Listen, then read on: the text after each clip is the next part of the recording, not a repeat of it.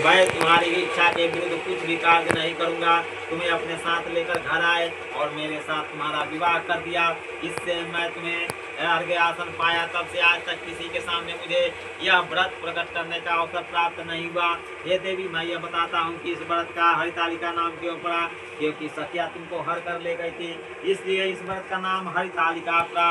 हे प्रभु, आपने नाम तो बताया, अब विधि भी बताइए और इसका फल पुण्य क्या फल है, यह सब आपने बता दिया, तो यह फल क्या होता है।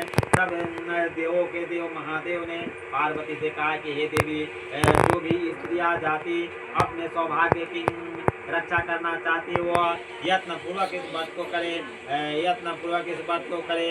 हे शिव रूपिणी, हे मंगले, सर्वार्थों को देने वाली हे देवी, हे शिव रूपे आपको नमस्कार है। हे शिव रूपे आपको सदा के लिए नमस्कार है। हे शिव रूपिणी ब्रह्मवादिनी, हे ब्रह्म रूपिणी आपको नमस्कार है। हे जगतधात्री आपको नमस्कार है। हे सिंह वाहिनी, आपको संसार के भय से भयभीत मुझ दिन की रक्षा करो। इस कामना की पूर्ति के लिए मैंने आपकी पूजा की है। पार्वती, मुझे राज्य और सौभाग्य दे, मुझ पर प्रसन्न होवे।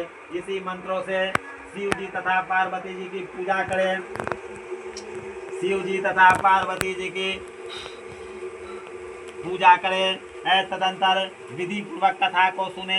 ब्राह्मणों को वस्त्र, गोदान, सुवर्ण देकर, दक्षिणा द्रव्य देकर स्त्री तथा पुरुष दोनों पूजन करे। फिर वस्त्र आभूषण देकर जो कुछ संकल्प हो सके, हे देवी, उस वस्त्र आभूषण का संकल्प करे। जो स्त्री इस प्रकार पूजन करती है वह सब पापों से छूट जाती है, उसे 7 जन्मों तक सुख तथा सौभाग्य प्राप्त होता है।